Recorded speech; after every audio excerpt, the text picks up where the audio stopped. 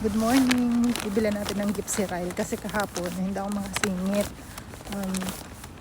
May Christmas party kasi kami ngayon ng Filipino Dutch community. So, in-invite tayo. Kaya attending kami kasi nakakaya din. Tapos bago lang kami dito para marami din ako makilala ng mga Pinay. Hindi ko na sinama si Ryle. Kasi nga, kapag nabilang ko siya ng regalo sa kanya, i-open niya agad yun. Hindi dapat mamaya pa.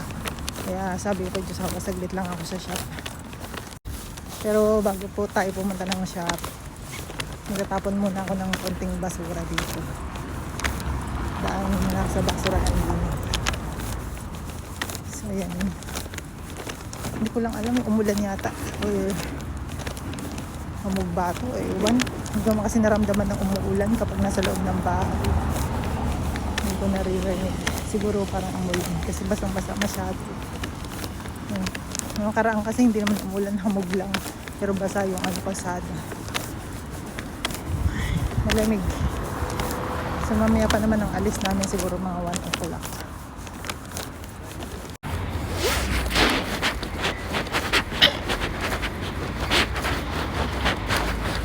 Dahil tapos sa basurahan dito kasi wala masyadong tatapon dito. Puno din. Teka, tingin muna tayo. Baka mamaya hindi puno. Wala. Kaya natin mamaya kasya itong kahit yung box nagtatapon. Kaya hindi naman siya puno. Ano lang. Makaibabaw lang siya. Yan, papunta na tayo sa shop. Ay, gino talaga. Oy. Grabe. Ngayon ko lang di kasama si Rayla. Bago tuloy ako.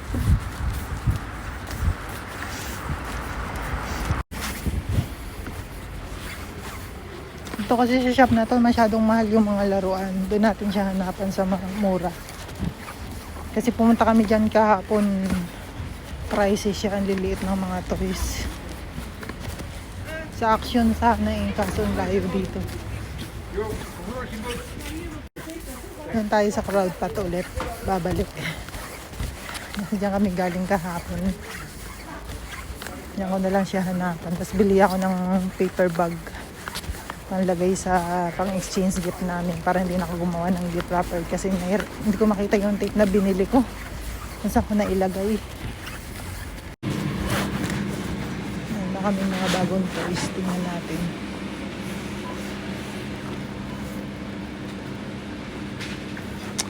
Yung mga interesting na wala pa si Ryle. Mahilig lang naman si Ryle sa cars.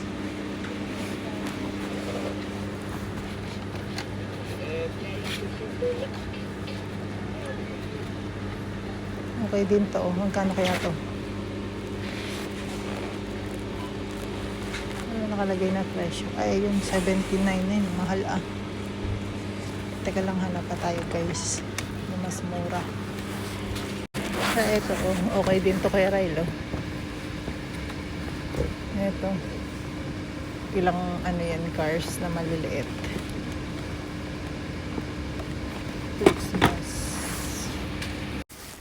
Ay, dito sa side natin. Yung mga toys din dito. Tingnan natin kung meron dito tayo makita kay Ryle.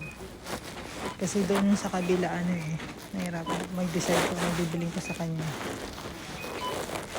Dito, tingin tayo. Meron tayong paper bag.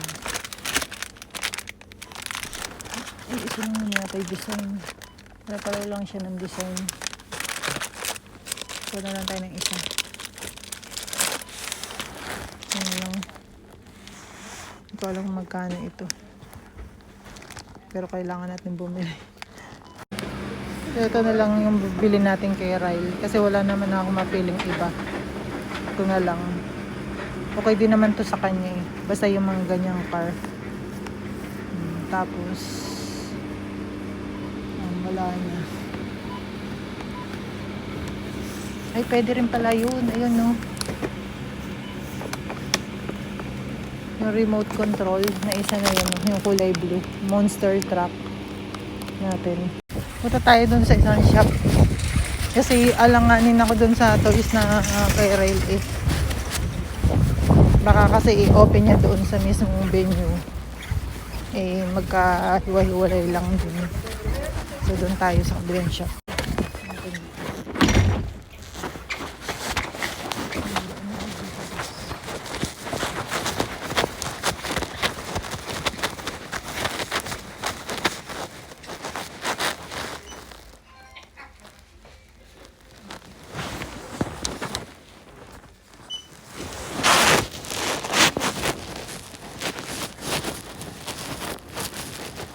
Ano tayo bibili ng mahal? Tama lang.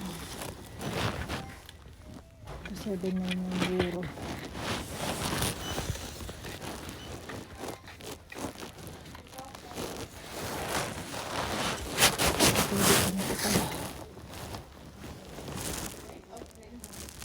Farm tractor.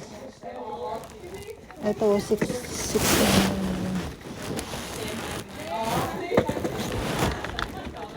baka yung ganito na lang bilhin natin sa kanya.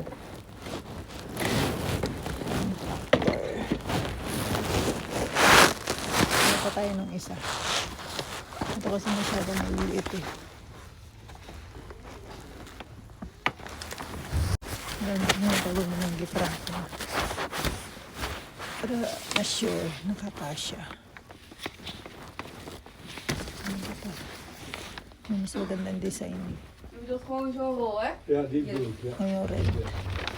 Ja. Kasya ba rin? Oo, kasya. Siguro ito na lang. Dalawa. Baka ito na lang bilhin natin, guys. Kasi mas mura siya. Magkano ba ito? Ano yung price niya?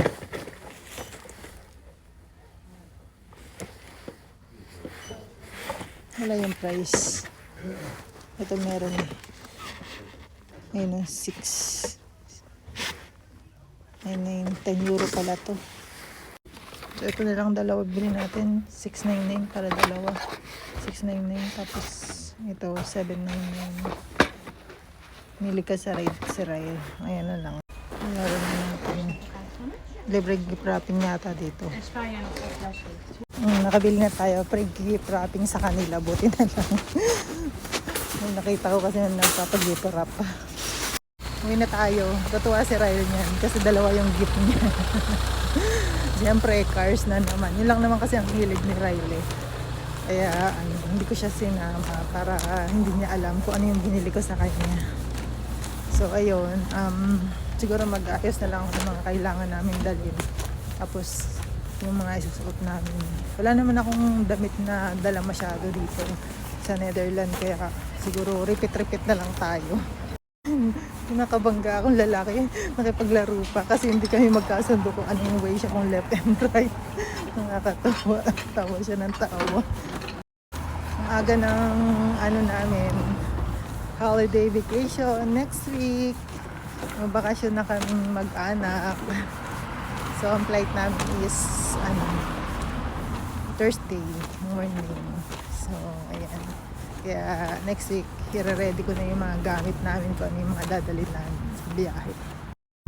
Wala akong niluto na pagkain. So, sabi ng kaibigan ko dito, siya na lang daw magluluto. Tapos, mag-share na lang ako sa kanya kung magkano yung nagastos niya sa pagkain. Pwede naman sana ako magluto, pero kasi nag-insist na siya na lang daw. So, less trabaho tayo. Siyempre, siguro naisip niya rin nga si Ryle. Napakalikot tas hindi ko rin iiwanan. Kaya okay na rin yun sa akin. Magbabayad na lang tayo mamaya. Mura lang naman yung babayaran namin. Minimal lang. Nandito na tayo sa bahay. Lapit na tayo. Akit na lang tayo. Hindi naman kasi alam ni Ryle na umalis ako. Sana hindi umiiyak. Kasi minsan kapag umiiyak yun, tatawagan ako agad ni Josawa. Pero mukhang hindi naman siya umiiyak. Ay, thank you Lord. Nandito na ako sa bahay. Pag narinig ni Ray na nag-open ako ng pinto, iiyak yun. Kasi alam niya, iiwanan ko siya.